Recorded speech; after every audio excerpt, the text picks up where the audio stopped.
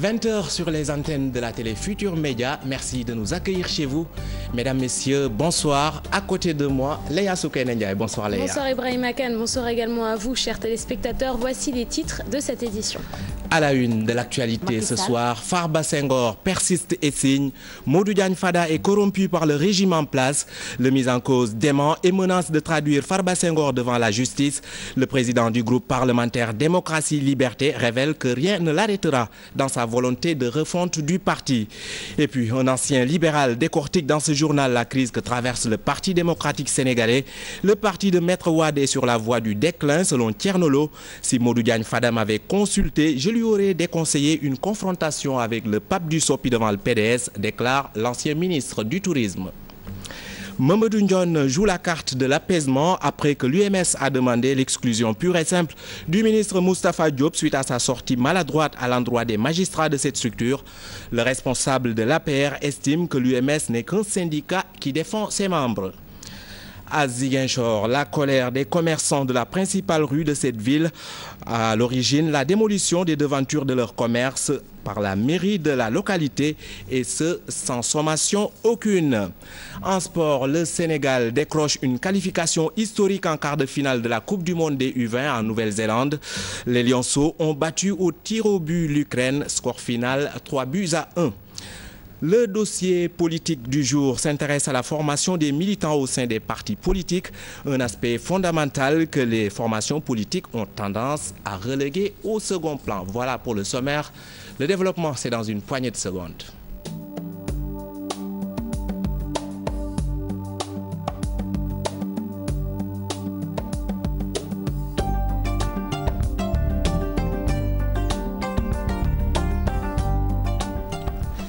Mamadou Diagne Fada serait-il corrompu par le régime en place?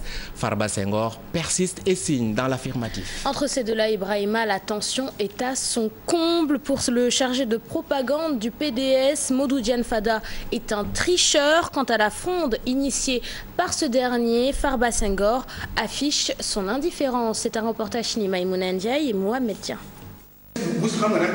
Farba Senghor réaffirme que Modou Diagne Fada a reçu l'argent de Macky Sall. Au front, sur les questions d'intérêt national, le responsable libéral parle d'une grande muette. Moi, personnellement, et beaucoup d'autres Sénégalais, ils croient parce que tout simplement hier, seulement, vous l'avez entendu défendre Macky Sall contre Dansoko. Qu'est-ce qu'il vient faire dans cette affaire de Dansoko? Pourquoi? Lorsque les Nations Unies ont sorti un avis pour dire que la détention de Karim Wade est arbitraire et demander sa libération et son dédommagement, est-ce qu'il est allé manifester auprès de Macky Sall? Est-ce que vous l'avez entendu prendre une quelconque initiative? La fronde est alors bien sonnée, mais est-ce une véritable menace? Non, répond le responsable libéral. Le groupe de Fada est un groupe hétérogène. Parce que dans le groupe, il y a une partie qui doit tout à Fada, que Fada a utilisé pour combattre les autres, que Fada a favorisé pour être tête de liste, pour être mandataire, pour avoir des positions dans le gouvernement ou pour avoir des positions dans le parti. Et ces gens-là, je ne vois pas comment ils peuvent rejoindre Fada quand il décidera de quitter. Ils défendent une position de principe. Fada n'envisage pas de quitter le Parti démocratique sénégalais. Est-ce logique? Farba dit attendre le résultat des travaux dirigés par Abdoulaye Faye. Il ne quittera pas le PDS. Tant mieux qu'il reste au PDS, parce que c'est son choix personnel.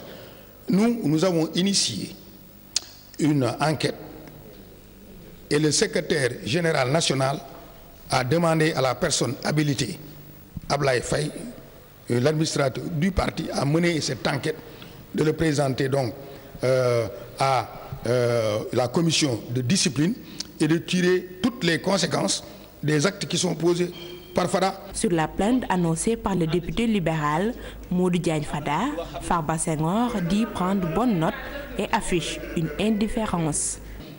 S'il veut porter plainte, il est lui-même responsable de tous ces actes. Moi, ça ne m'effleure pas du tout. Et Modou Diagne Fada campe sur sa position. Ibrahima, il va bel et bien dérouler son programme. Il déclare que rien ne le détournera de son objectif de refonte du Parti démocratique sénégalais. Modou Diagne Fada, par ailleurs, a démenti toute idée de corruption dont il serait victime. Jamais je ne retournerai ma veste, semble-t-il dire. Nous l'écoutons au micro de Dissa Prera. Semble-t-il, des gens avaient été préparés pour nous insulter. Des gens avaient été préparés pour porter des accusations sur nous. Des gens avaient été montés pour maltraiter nos amis et nos compagnons. Et devant cet état de fait, nous avons préféré quitter la salle tout en restant prêts à retourner, si le président Wade le désire, à le rencontrer à nouveau. Nous allons continuer à mener le combat à l'intérieur du PDS. Nous allons continuer à dérouler notre programme. Diouf était là, il savait que j'étais son adversaire. Je n'avais encore rien à ce moment-là, même pas de véhicule, même pas de salaire. Comme Diouf n'a pas pu me corrompre, je crois que Macky Sall ne pourra pas le réussir.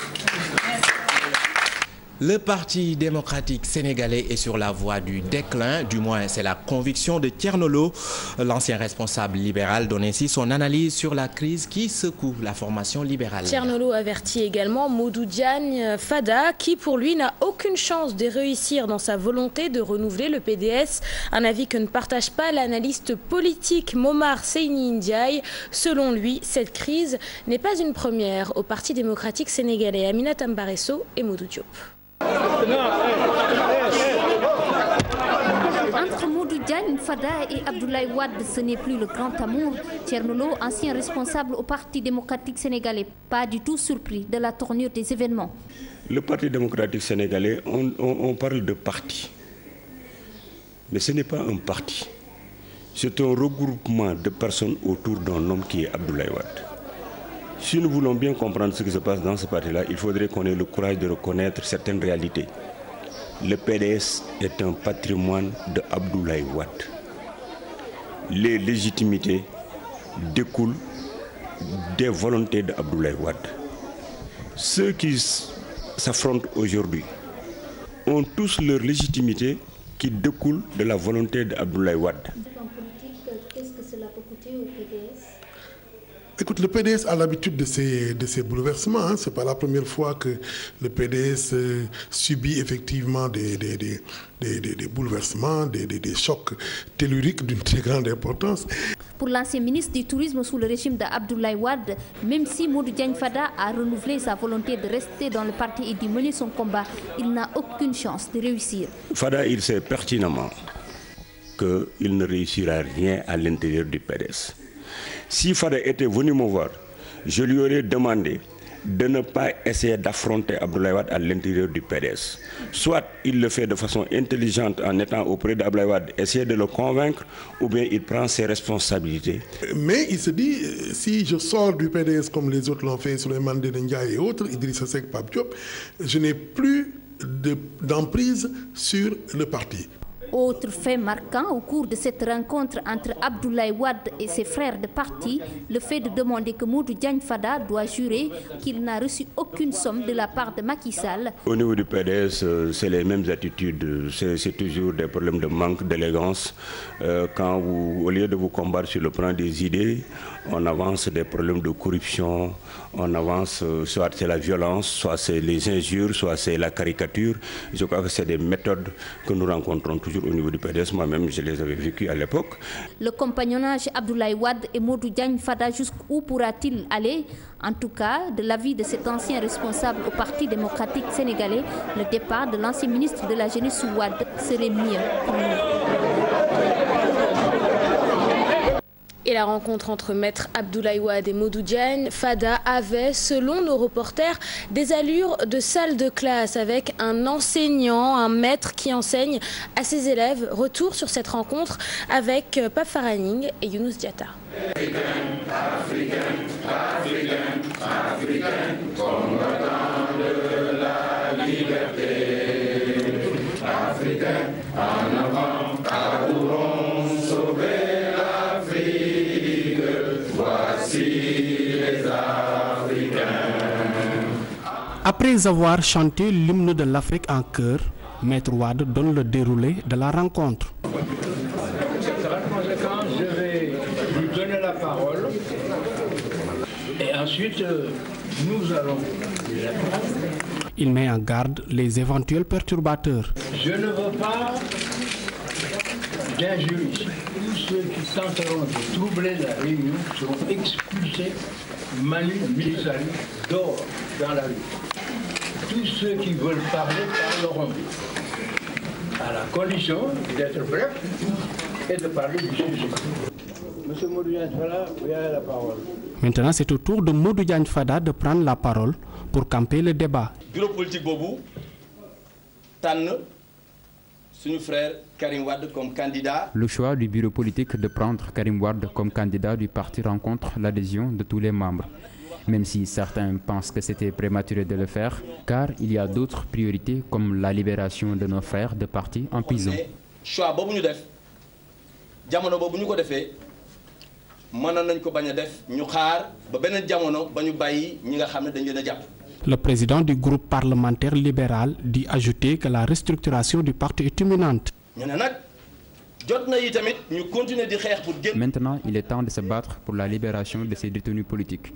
Mais aussi, il est temps de restructurer le parti pour reconquérir le pouvoir. Dam ci wat yi nga xam ne moom la ñu jëm. Modou Diagne Fada a-t-il tout seul porté le combat? Déedéet du affaire Fada du affaire personnelle man dama toog ay. Non, ce n'est pas l'affaire de Fada. Ce n'est pas aussi une affaire personnelle. Mais des jeunes et des militants ont sollicité la restructuration du parti en cette année. Et après 3 sollicitations, nous avons décidé d'entamer ce travail. Mais notre souhait, ce n'est pas de diviser le PDS, même si nous le voulons, nous n'en avons pas les capacités. Nañ ko commencé waxtaan commencé diisoo donc ñun doxuñu ngir tas PDS donte dañ ko bëggoon sax mënuñu ko. Même si Wade se réjouit de l'idée mais déplore la démarche. Votre démarche pêche par le fait que vous n'avez pas commencé à me parler. Vous êtes allé livrer ça au public. Si vous avez des réclamations à faire, c'est ici qu'il faut le faire, mais pas dehors. Qu'est-ce que vous visez? Qu'est-ce que vous voulez? Pourquoi êtes-vous allé dehors? C'est ça qu'il faut que vous nous expliquiez ici. Après Wade, Farba Senghor prend la parole. Difficile d'entendre ses propos dans une salle pleine de bruit. C'est pas ça la question. C'est pas ça la question.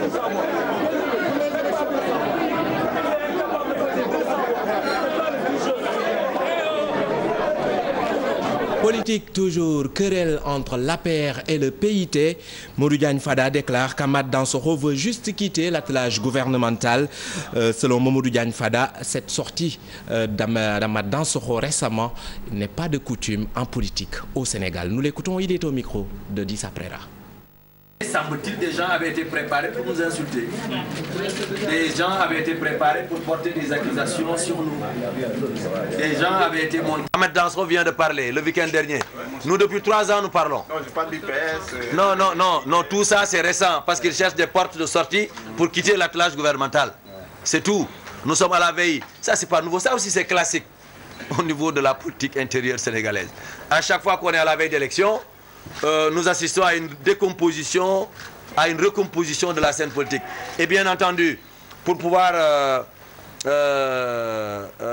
disons, convaincre l'opinion, c'est maintenant qu'il faut commencer à chauffer, c'est maintenant qu'il faut commencer à parler, c'est maintenant qu'il faut commencer à critiquer le régime en place. Tout ça, c'est classique.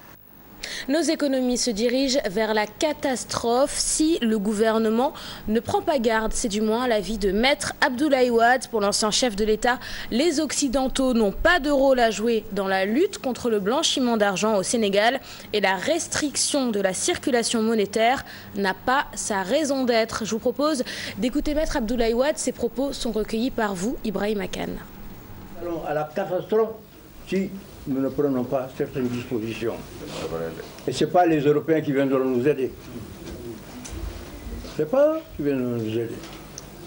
Je vous donne un exemple. Aujourd'hui, nos économies sont étranglées par une réglementation soi-disant de combat du blanchiment d'argent. Le blanchiment, c'est quoi? C'est de prendre de l'argent malpropre, venant de la drogue ou du trafic des femmes, de transformer en argent de l'économie marchande. Est-ce que nous sommes les plus dans le monde à faire ça? Non. Non, je conteste. Peut-être que ça existe certainement. Mais de là à restreindre, comme on le fait, la circulation monétaire, ba kenn mënatul am dërëm, kenn mënatul am 5000 francs.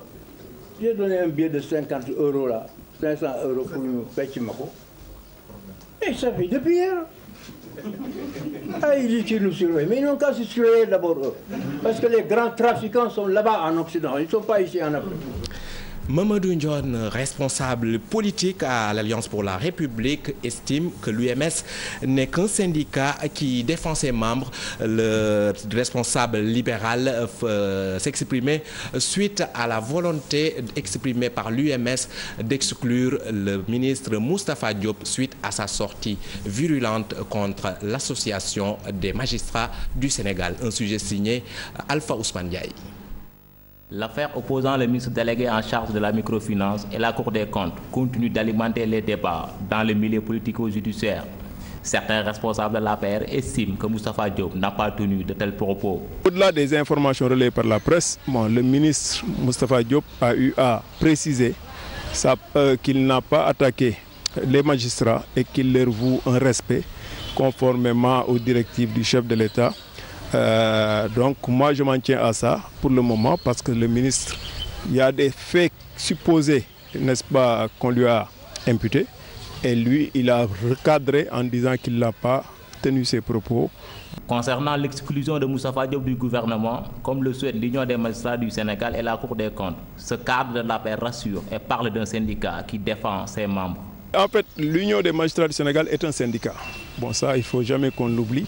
C'est un syndicat de magistrats. Donc, le propre d'un syndicat, c'est de défendre ses membres, n'est-ce pas, quelle que soit la position dans laquelle ses membres sont, n'est-ce pas. Donc, c'est une démarche syndicale, n'est-ce pas. Ce n'est pas une démarche d'une institution judiciaire en tant que telle. Par rapport à ces propos outrageants qu'aurait proféré le ministre délégué en charge de la microfinance, Mamadou Ndione pense que Moustapha Diop est assez responsable pour tenir de tels propos à l'égard d'une institution de la République. Au-delà de cela, moi je voudrais que les gens toujours ils parlent au conditionnel. Parce que les gens disent souvent le ministre a dit, le ministre a dit. Bon, en bon français on aurait pu dire le ministre aurait dit. Pour ne pas donner l'impression de dédouaner qui que ce soit, le ministre Moustapha Diop me paraît quand même assez pondéré et assez réfléchi, n'est-ce pas, pour tenir des propos aussi, voilà, des propos de cette nature, quoi. Le président de la République, garant des institutions, est le seul habilité à prendre des décisions pour trouver une issue heureuse à ce conflit. Et puis colère des commerçants de la principale rue du centre-ville de Ziguinchor. Ils sont très remontés contre la mairie qui a attendu la nuit pour démolir les devantures de leur commerce et ce, sans sommation. C'est une correspondance signée Boubacar Diassi. Ces responsables de commerce, situés à un pas de la mairie de Ziguinchor, sur la rue Javelier, sont fâchés. Des gens sont venus nuitamment casser les murs de protection de leur shop, y compris les planchers de leur restaurant. Hier, nous avons vu le maire se promener ici, entouré de quelques gens. Et dès que nous sommes venus ce matin, nous avons trouvé ce spectacle désolant. Ils ont tout cassé. Et nous aussi, nous l'avons laissé ainsi. Mais nous n'en connaissons pas les raisons. Ils accusent la mairie d'avoir fait ce geste sans sommation. Nous n'avons vu aucun papier de sommation. Nous n'avons rien vu. Ils auraient pu venir nous parler, entrer de boutique en boutique et nous informer qu'ils allaient casser nos protections. C'est plus joli en tout cas. Dans ce quartier Escale, tout le monde commente ceci. Tout le monde s'en plaint. Nous pensons qu'il faut un minimum de respect à notre égard. Cela peut lui coûter cher dans l'avenir. Qu'ils n'attendent pas le moment venu pour nous courir derrière. Nous nous sommes rapprochés de la mairie, notamment de l'agent voyer communal, mais Keba Cheikh Saloum Sonko n'a pas souhaité s'y prononcer. À présent, lutte contre les drogues, des religieux demandent un durcissement des mesures contraignantes à l'égard des trafiquants Léa. La cérémonie officielle a eu lieu hier, mardi, au centre Jacques Chirac de Thiaroye. Le thème « Mobilisons-nous pour une école à l'abri des drogues ». Cherti Dianjon et Adama Gaye étaient sur place.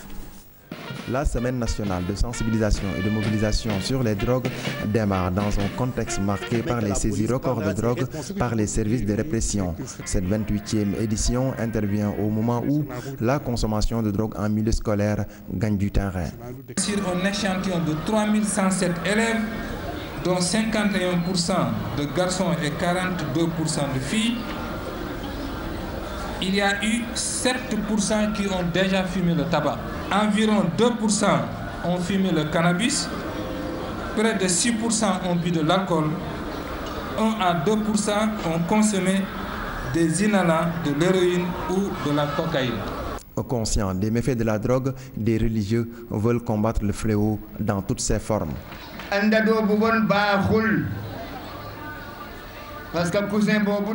Il faut vraiment se méfier des mauvaises fréquentations. J'avais un ami drogué.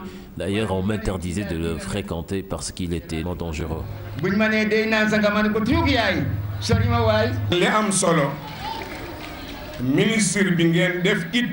Le plus important, c'est de ne pas toucher à la drogue. Je lance un appel aux autorités pour qu'ils nous protègent des substances illicites, d'où qu'elles viennent.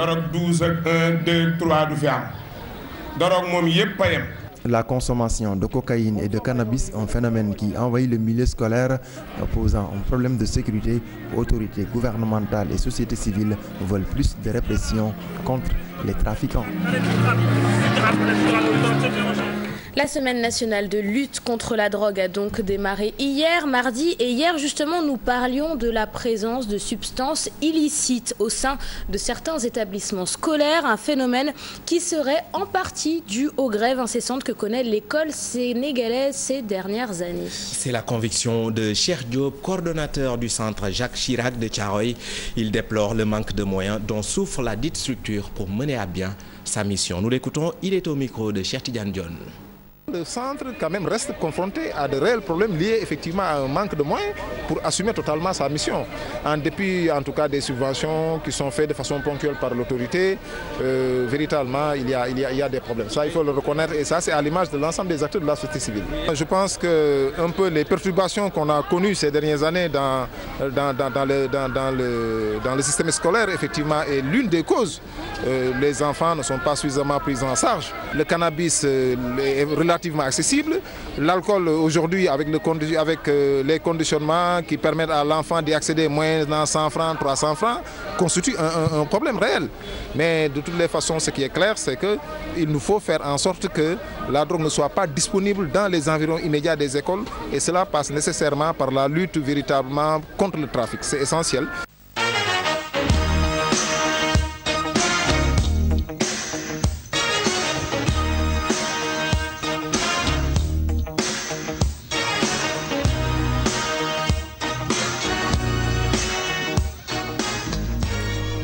Football pour ouvrir cette page sportive avec cette qualification historique des Lionceaux en quart de finale de la Coupe du Monde des U20 en Nouvelle-Zélande. Ils ont sorti les Ukrainiens à l'issue des épreuves fatidiques des tirs au but, score final 3-1. L'équipe du Sénégal a réussi à tenir en échec l'Ukraine. Le Sénégal va rencontrer le vainqueur Autriche-Ouzbékistan. Le récit de Pape Faraning. Le phénoménal Ibrahim Sy envoie le Sénégal en quart de finale. Le portier du FC Lorient a réalisé 3 arrêts décisifs lors des épreuves fatidiques des tirs au but. Très confiant après le coup de sifflet final des 120 minutes, le natif de Rebeuss a donné de la confiance à ses coéquipiers.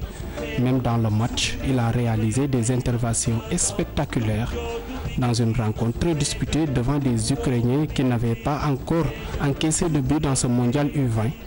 Après l'ouverture du score par Biessidine à la 70e minute, Sidi Sarr a remis les pendules à l'heure à la 83e minute sur un exploit individuel de Rémi Nassalan. Avec un coaching gagnant, Joseph Koto a su préserver le score de parité avant de composter leur ticket pour les quarts de finale comme leurs aînés en 2002.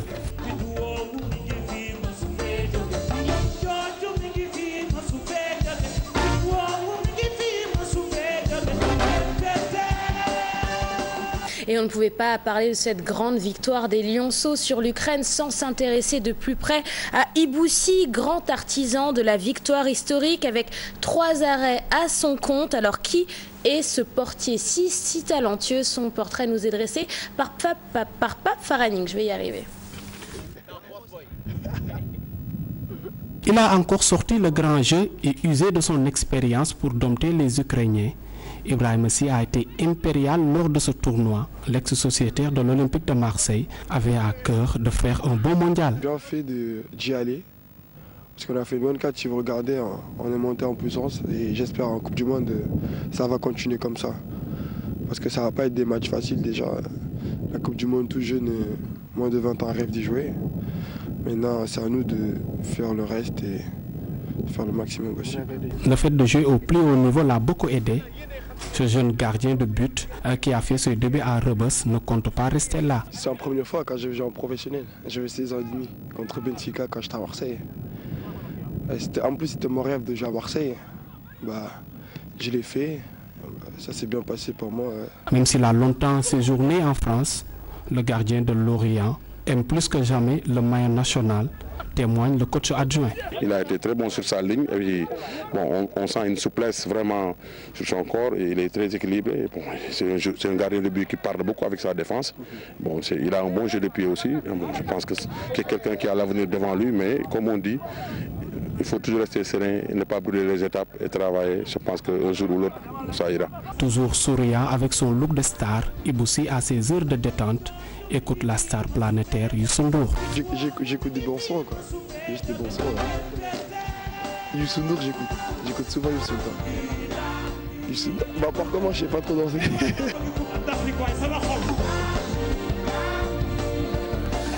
Après les Lionceaux, nous nous intéressons à présent à la tanière avec cette concurrence âpre au poste de gardien de but de l'équipe nationale A. Le titulaire de la rencontre Sénégal-Burundi, pas encore connu, les spécialistes donnent leur avis sur le moral et les atouts des 3 portiers sélectionnés par l'entraîneur national Aliou Cissé, Mamadou Ndiaye et Hamza Diallo. Ils sont 3 gardiens retenus dans la tanière pour affronter le Burundi le 13 juin prochain. Entre Khadim Ndiaye, de retour en sélection après 3 ans d'absence, Abdoulaye Diallo, qui a déjà marqué son territoire lors du match Sénégal-Ghana au Havre, Pape Demba Camara, appelé à la rescousse après le forfait de Lys Gomis. La bataille sera intense. Je suis sûr que le coach a déjà mis en confiance tous les 3 gardiens et chacun est prévenu de ce qu'il attend. Maintenant, je sais que aussi le Sénégal traverse une période de transition, donc personne ne peut dire qu'actuellement la place appartient à quelqu'un. Et c'est une place qu'on ne décrète pas. Donc je suis sûr que le coach aussi les coachs ont des idées sur celui qui va commencer ce match. Maintenant, c'est normal que tout le monde pense que le choix va tomber sur X ou sur Y, mais je suis sûr qu'ils les ont préparés pour que chacun soit prêt le jour J et que celui qui sera choisi essaiera de marquer des points pour essayer de glaner cette place qui est convoitée, cette place de titulaire. La concurrence pourrait se faire entre Abdoulaye Diallo et Khadim Ndiaye. Sur les 3 gardiens de but, il y a un élément qui a un vécu, qui a de l'expérience, à l'occurrence de Khadim Ndiaye. Abdoulaye Diallo qui vient d'arriver et l'autre gardien de but, depuis l'année dernière, il était en 3e gardien de but. Et je pense qu'en Afrique, s'il y a des connaissances, c'est Khadim, avec la forme du moment qu'il a. Et je pense que dans le travail, s'il continue ce qu'il est en train de faire, le soir, ça ne sera pas difficile. Voilà, chacun va venir d'abord pour chercher cette place de titulaire. Donc ce qui fait que je suis sûr qu'ils sont tous concentrés, qu'ils sont tous à l'attente, qu'ils sont tous décidés à répondre à cet appel et à pouvoir essayer de marquer des points positifs pour gagner ce poste. Les Lions se sont entraînés hier à huis clos à l'Institut Djambar de Saly. 21 joueurs ont participé à la séance. Seul Moussa Konaté est absent. L'attaquant du FC Sion va rejoindre la tanière aujourd'hui. Et puis, sachez que Mamadou Ganaba, attaquant du Stade de Mbour, a rejoint la tanière ce mercredi. Il remplace Dembaba au poste d'attaquant. Dembaba déclaré forfait pour cause de blessure. Une information de notre envoyé spécial Mamadou Ndiaye à Saly, Portugal. Site VS Zarco, le CNG de lutte a pris toutes les dispositions pour un combat sans violence. En réunion avec les organisateurs et les représentants des 2 camps, le directeur Alioune Sarr met en garde les les supporters qui viendraient pour semer le trouble. Je vous propose de l'écouter. Ces propos sont recueillis par Dembandao.